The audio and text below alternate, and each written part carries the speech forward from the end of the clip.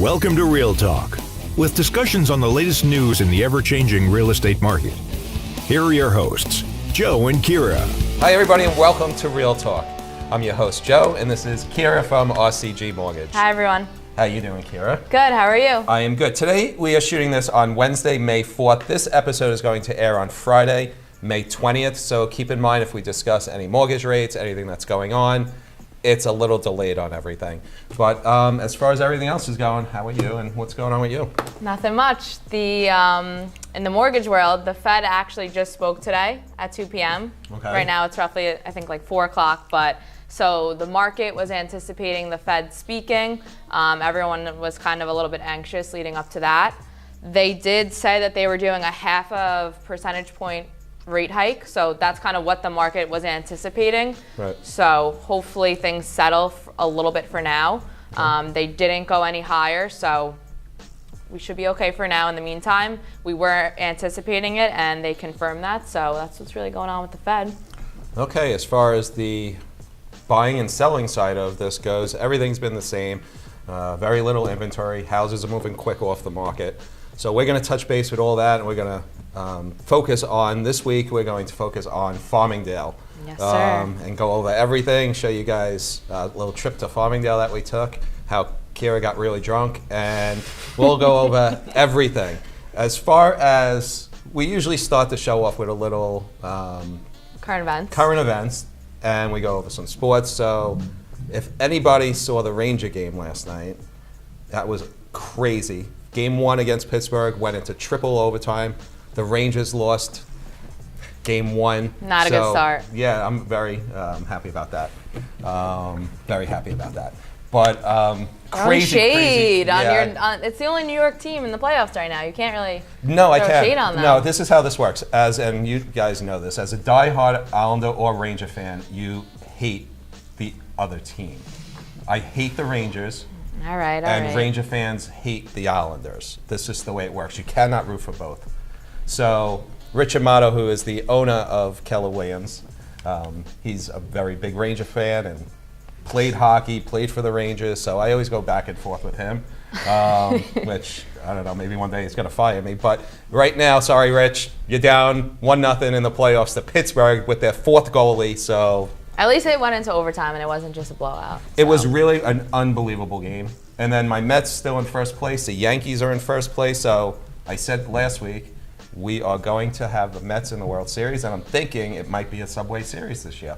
Wow. Which would be amazing. That would be fun. I am a Mets fan, but I do really enjoy going to Yankee Stadium for just the atmosphere itself around the stadium. It's a good time. I have never been to Yankee Stadium. You've never gone to the Bronx I have never, for a Yankee game? Well, I've been to the Bronx, but I'm not going to go into Yankee Stadium. I'm a Mets fan.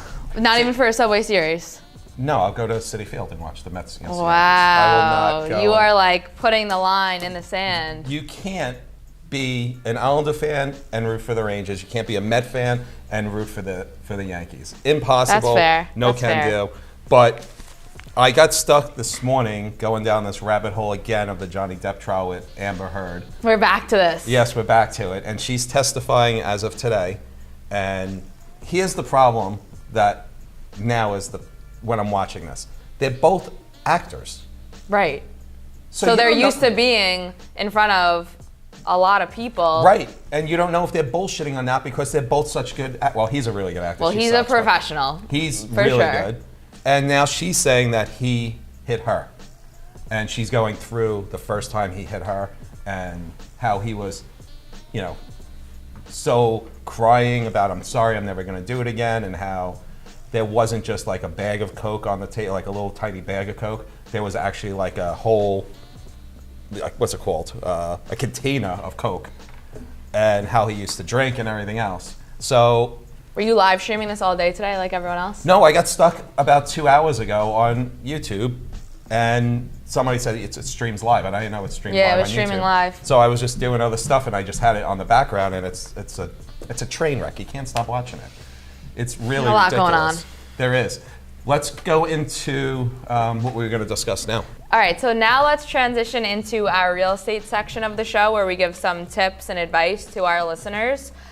This week I want to discuss the importance of the different individuals that are involved in a real estate transaction. There's roughly around 5 or 6, I would say, main key players in the transaction. So we're going to go through each of them and the key importance of each and really how they can impact your deal. And I really do believe that each person that we're going to discuss is a key part to getting you to that finish line at the closing table. Absolutely. Okay, so let's start off with the attorneys that are involved. So in the state of New York, you are required to have an attorney represent you. In other states, you may only need a title rep at the closing table. In New York, you have to have an attorney.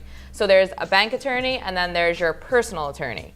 So why don't you tell us about the importance of when you hire your attorney for your real estate transaction, why it's not just, oh, my friend is an attorney, and he works on securities transactions. Why is it important to be using only a real estate specialized attorney? A real estate attorney knows how to do everything from start to finish. Correct. And a non-real estate attorney will 100% lose a deal for you. Fumble. They can screw up the entire deal, and I've had many cases where somebody says exactly what you just said. No, I want to hire my friend, I want to bring him in. Well, what does he do? He's a divorce attorney. Yeah, no, that's not going to work. Right, because it's in the real estate world, these contracts that we're dealing with and these transactions are specific to real estate. If you're working with an attorney that specializes in divorce, they're not used to looking at a real estate contract day in and day out. A real estate attorney, this is what they are doing, living and breathing every single day. Right. So if they see something that's alarming on a contract or something that's going on with the seller, they can immediately call it out, and then they're keeping everyone else informed. If you have an attorney that's not doing this every day, it's more likely than not that somewhere they may not pick up something that needs to be picked up. 100%. What I tell a lot of people is if you find you're in the real estate industry a real estate attorney that you like, I would give them business all day long. Right. You have to recommend a few different attorneys to everybody. I get that whole thing. Right. I deal mainly with, I'll say, his name is Roy Cacciatore. He's an attorney in Freeport. He's handled a couple of my deals, especially as of late, and he's a judge in Freeport. I mean, to me, that type of real estate attorney is who you want representing you. Right. On the buy side or the sell side. Right. He's very fast, he's efficient, they know exactly what they're doing, there's no problems. And there's a lot of also, I think I told you my background, but I owned a paralegal firm for 10 years. So I dealt with all different types of attorneys. And a lot of these attorneys are flaky. So the last thing you need is when you're doing a real estate transaction is to call an attorney and you get an answering machine. Right. At 2 o'clock in the afternoon. You need to be able to, I had a closing on Thursday. The night before, I was on the phone with the attorney until almost 11 o'clock at night, making sure everything was prepared, the wires were ready, everything was good to go for the Thursday morning closing. He was up on the phone with me till 11 o'clock at night. If you have a family friend working on this case, yes, that they may do a good job, but are they going to be putting in the level of work that's needed to get the deal closed, done, and make sure that it's being done seamlessly and not a train wreck? Yeah, I'm dealing with an attorney right now that I've literally called this morning. I texted, I emailed, and I called twice. And he is a real estate attorney, and he still is not replying. And this deal that I have going on, probably going to lose this deal because it's taking too long for everything to close. The attorneys aren't working hand in hand. I actually got on the phone with the other real estate agent. I said, listen, we're working the buyer side, they're the seller side. Right. And I said, listen, when I do something for the seller, I send out an email, and I recommend every real estate attorney, every real estate agent does this. I send out an email, I say congratulations, and it goes out to the other real estate agent, both attorneys, and the mortgage company. Right, you're keeping everyone in the loop. And in that email, I put everybody's name, full name, who they're representing, their email address, and their telephone number.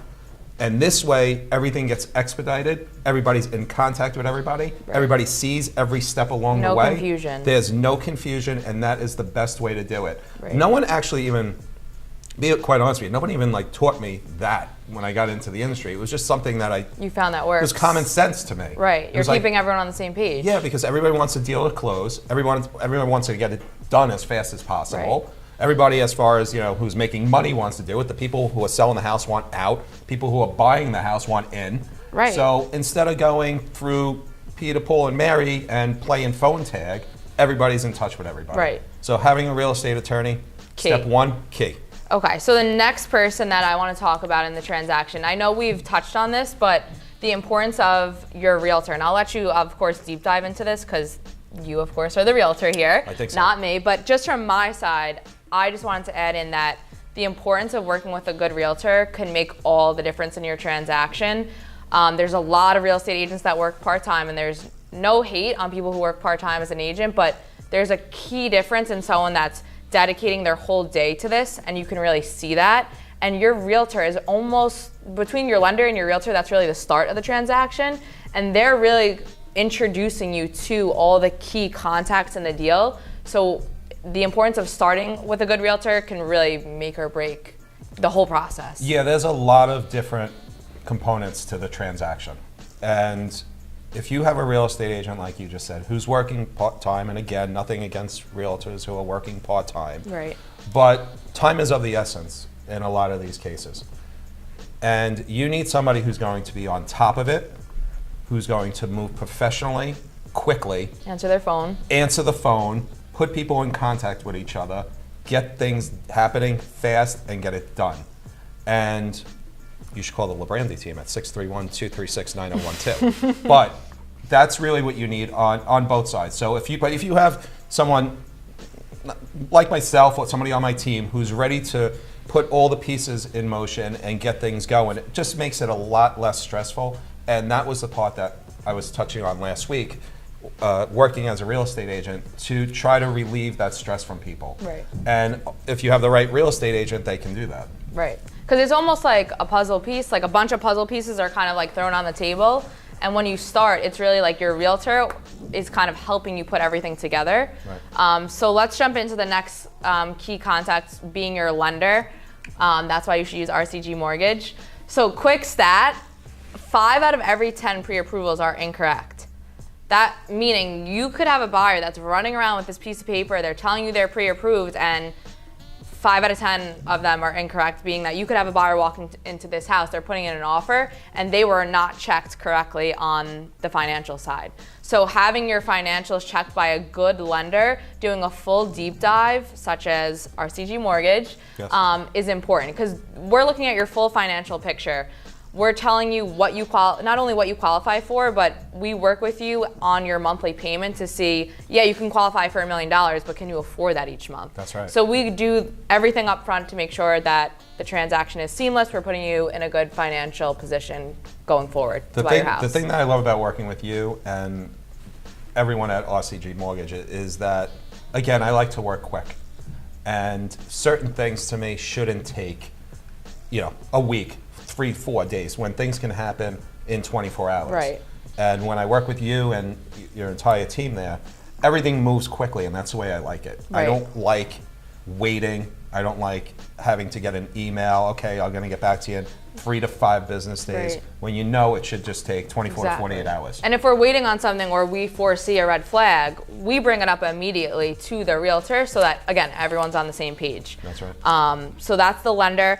2 more people I want to discuss before we break is on the inspection side. So your client is buying a house, you submitted an offer, we've pre-approved them, the offer is accepted, and now they're at the point of they need to get an inspection. Can you quickly bring everyone through that? Okay, so the inspection side to me is very important if I am looking to purchase a house.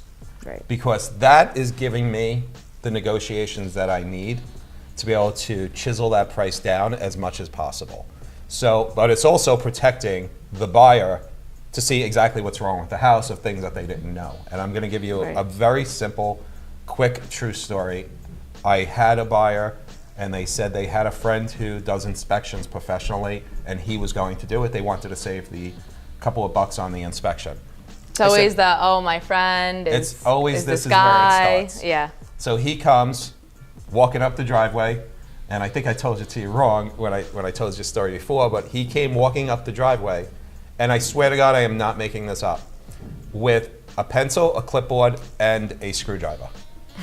And that was his inspection. He was in and out of this house in 45 minutes, and there was no real talking to them about, listen, I think you should have a real inspection done on this house. I'm advising you to have a real inspection done on this house. Right. They said, no, he's good. We trust you. We didn't care about the inspection. Okay, fine. But if you're going to have somebody come in, I mean, you can't really just come in with a friggin' Phillips screwdriver. No. And You need to do the full deep dive, because if something's wrong and they find that, that's negotiating power for you as the buyer. 100%. That's why, and I'm not just, I'm not plugging people, but I use the inspection boys a lot. Right. I like the way they do business. I'm comfortable with them. You know that they're doing a full They are inspection. coming in, doing a full, complete Cutting no job. corners. You get a really good report from them. I like everything about them. Everybody that always comes to all my inspections that work for them, very professional people. And I know you can tell after you're doing this a while, a good inspection company and a bad inspection company. Just by, first of all, somebody's in and out of a house usually in half hour, 45 minutes. It's not a good inspection company. Right. But I like them, and they do a really good professional job. So the last one is the title, and you can cover that one. Right. So title is typically ordered by the attorney, and the title is really giving the full background on the house. So that is there any liens on the house? Is there any major tax bills that are owed? So it's kind of like the history of the house, essentially. But your title company is important because we need to know what's going on. If there's a lien on the house or there's something wrong with the house, that needs to be cleared up. You need to have clear title before the transaction is going to close. So again, your attorney typically orders it. If it's a refinance, the lender will order the title, but just the importance of that title company being involved, they're a key player as well. One thing I wanted to go back on, which was the lender. I am dealing with a case right now that I told you about this morning. The appraisal was done, I think, 4 weeks ago, 3-4 weeks ago. Okay. This house should have been closed, and I can't get anywhere with this lender. As far as this morning goes, she turned around and said to me, you need to speak to the attorney. I said, no, I'm representing the buyer, and I need to know exactly what's going on. I want a closing date, otherwise we're going to lose this house. Yeah. And dealing with somebody like that also is a major problem, and you can lose a house on this because the seller's going, wait a minute, I'm looking to sell this house. I was supposed to sell it a month ago. Right. I want it out of my house. I'm still here, and we still don't even have a closing date. Right. So the importance of having a lender like yourself, RCG Mortgage, is that okay, they tell you we're closing on this date, you're closing on that date. Right. End of story. And all parties are on board, not just, the lender has this date as a closing date, or the realtor or the seller thinks we're closing. Like, it's not just one or the other. Like, the seller, the buyer's attorneys, and the lender, and of course the realtors, everyone needs to be on the same page. That's right. So that's the sum of that. So we want to make sure to sum it up, the 5 key players in this transaction: title, your lender, your inspector, your realtor, and your attorneys. Make sure that you are using professionals that specialize in real estate. That's right. So we're going to take a short break. We're going to drop a quick market update so you can take a look at that, and then we will be right back.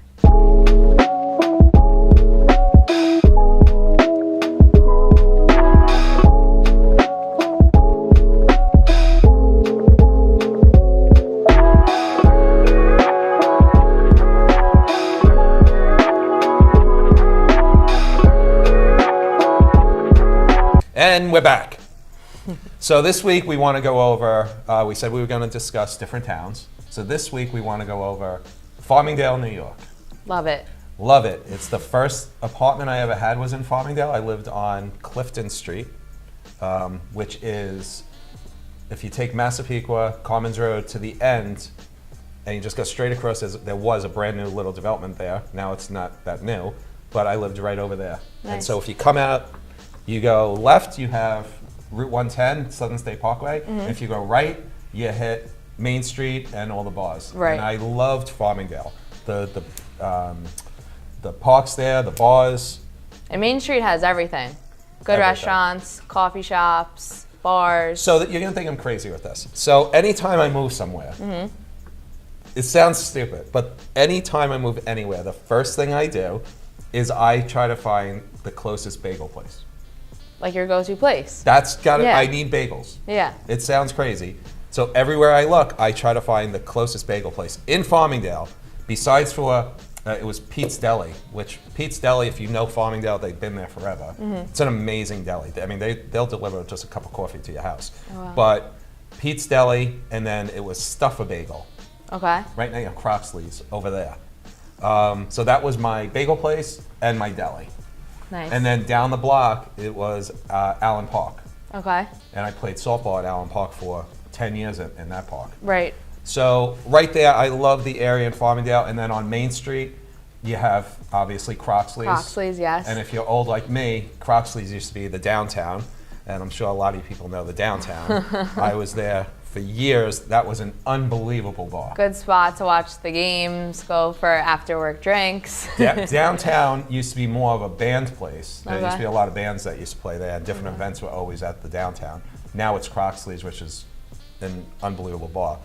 But if you went left and you had Route 110, that's where the Crazy Donkey was and the 56 Fighter Group. Am I dating myself with this? Do you know? A little bit. Yeah, okay. Everybody else knows that Crazy Donkey was right down there, and then the 56 Fighter Group, and then they all went out of business, and that was the end of that. But as far as on Main Street goes, you had Croxley's, you have the meatball place, Right. Nutty Irishman. Honey Irishman always typically has like a live band on the weekend. Croxley's, like I said, very good for watching the games. Even after work drinks, it's a good environment. And then Meatball Place. So bars, restaurants, key, level A, I would say. If you're looking for a spot that you want to just buy a house and then you have everything close to you, Farmingdale is your spot to have And a you good have the Main train Street. station right there, Right, you can go right into Manhattan. You have a close train station. which is perfect. Yes. Well, you can go anywhere and then just take your train because you're drunk and go right back home. And then hit all the bars at night back there. Never did that before. Let's go quickly into the market itself of Farmingdale. Tell us what is on the market there and what's kind of going on. So right now in Farmingdale, as of today, there are 26 homes for sale, ranging anywhere from $325,000 up to $1.2 million. Average taxes in Farmingdale is around anywhere from $12,000 to $14,000. Makes sense. Farmingdale is also Nassau and Suffolk County. Right, it It's- sits on Well, the fence. yeah, you can have some parts in Farmingdale that you live in Nassau, other parts that you live in Suffolk. Right. That's the residential side of it. I love Farmingdale, like we just said. So if you're looking to buy a home in Farmingdale, give me a call, please. Make sure you're pre-approved through her. How many total listings on the market in Farmingdale right now, roughly? 26 listings of residential Okay. homes, and then you have your condos and co-ops. Right. There's 8 condos and co-ops right now available in Farmingdale. Remember where the train station is? They built up all those areas over there. Okay. So the condos go for anywhere from $225,000 to $519,000. That's what's available on the market as of today. There actually is a listing. It's 14 Ivy Street in Farmingdale. It's through Keller Williams, my company. It's not my listing. It's through Bradley Barnett and Barry Paley. It's $299,000. So if you need to take a look at that house, you can call me, call them directly. That condo, I'm sorry. So those 8 listings. If you're looking online, if you're in the real estate industry, the ML number is 338-7702. That one's going to go quickly. So take a look at that. Again, that's not even my listing. It's just I saw it and I loved it. So you need to take a look at that. So right now we have 8 condos on the market in Farmingdale and That's roughly right. 26 properties Right. on the market. Again, inventory is still relatively low, correct? Correct. Yeah, things Yeah. and they're going quick. So if you're gonna do something, if you wanna jump on it and put in an offer, you have to be willing to move fast. It's not something that you can think about. You really have to be, as a buyer, you have to be ready in this market to put in an offer and just go full steam ahead. Full steam ahead, quickly, come in, get the inspection done, get your attorney to get the paperwork, Drop the contracts. draw up the contract, sign it, and move in quickly. Yes. As far as for the residential side, and I have you go over the prices, this year, the current year, the average price in Farmingdale is $586,000, and that's up from last year, $515,000. So it's a big, almost 14% jump in the price of the houses there. So if you're looking to sell a house, now's the time to sell. I know I'm saying about buying because if you're looking to move into an area, Farmingdale is the area like we It's discussed. a good spot, yeah. But if you're looking to sell in Farmingdale, you're up 14% in a year on your money on the houses. As far as for the The condos go. Last year, the condos were sitting at around 254,000. This year, the condos are sitting around 285,000. Wow. That's up almost 12%. Right. So if you have a condo, sell it. It's going to move quickly. Give me a call, and then get your mortgage through her and move along with this. And rent is I just want to add in, rent is going up, and we kind of spoke about this a little bit on the last podcast recording, but rent is going up insane numbers, like 15% at a minimum. I think, again, in New York, it's closer to like almost 20%. So although the prices of properties are going up, rent is still going up too. So I still believe that it's still a good time to buy because real estate always appreciates, as we can see. Right. Normal average appreciation is around 4%, 3% national average, but like 13%, almost crazy. 14% in one area, it's crazy. It's nuts. On the rental side, something I just want to touch on is that a friend of mine came to me and said that she was looking for a place to live and she didn't want to have to use somebody in a realtor because of paying the fees and everything. Right. So keep this in mind. I said to her, listen, I know you don't want to use a real estate agent, and I get it, especially if you're strapped for money. Right. But you only have two options then. You have Craigslist and you have Facebook And you have to sift through that yourself. And Facebook Marketplace is a bunch of garbage as far as I'm concerned for rentals because you're not dealing with anyone real. And Craigslist, you have to be extremely careful on Craigslist. Yeah. I'm going to give everybody a word of advice. If you see an ad on Craigslist for a home for sale for a rental, and all they have is an email address and no name and telephone number, it's a scam. Stay away from that. People who are real are going to put their name, they're going to put their contact information in. You're not going to find a house, for example, in Farmingdale for sale that's a beautiful 5-bedroom house for $200,000. It's a scam. So stay away from, even as far as rentals go, Craigslist and Facebook. Give somebody that you know a call who's in the real estate industry and do it the right way. Because you don't want to also get into a house and anything can go wrong after that. You should fact check. If you're looking at something on Craigslist, it can be legit, but also look and see, is it on Realtor.com? Is it on Zillow? Like, is it actually on the market or is this a scam? So just do your due diligence. Yep. Don't just take everything for what it is, especially on Craigslist and Facebook. That's right. Okay, so we're going to take a short break. We did get to do a quick visit to Farmingdale. We got mic'd up. Yes, we did. We went over there, and we will let you enjoy that. Hey guys, we are in Farmingdale, New York. We are going to hit a bunch of places today, from Croxley's to that meatball place, maybe a coffee shop. We'll give you a whole rundown on everything. Take a look at our little trip today in Farmingdale, New York. Hey guys, we are at that meatball place in Farmingdale. We just had the buffalo meatball and the regular meatball. Yes. We're going with the buffalo. The buffalo meatball. Rate it.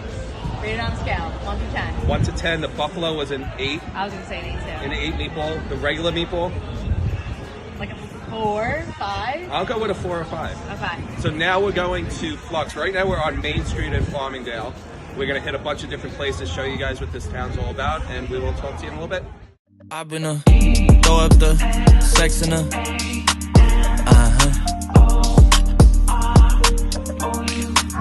I can put you in.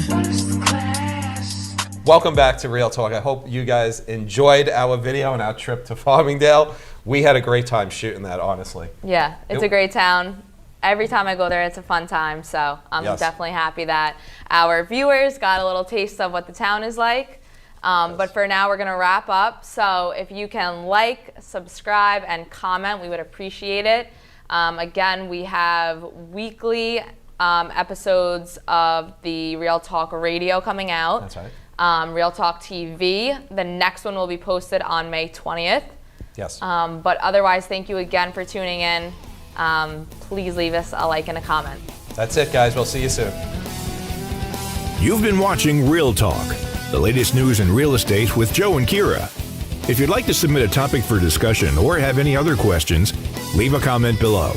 We'll talk to you next time.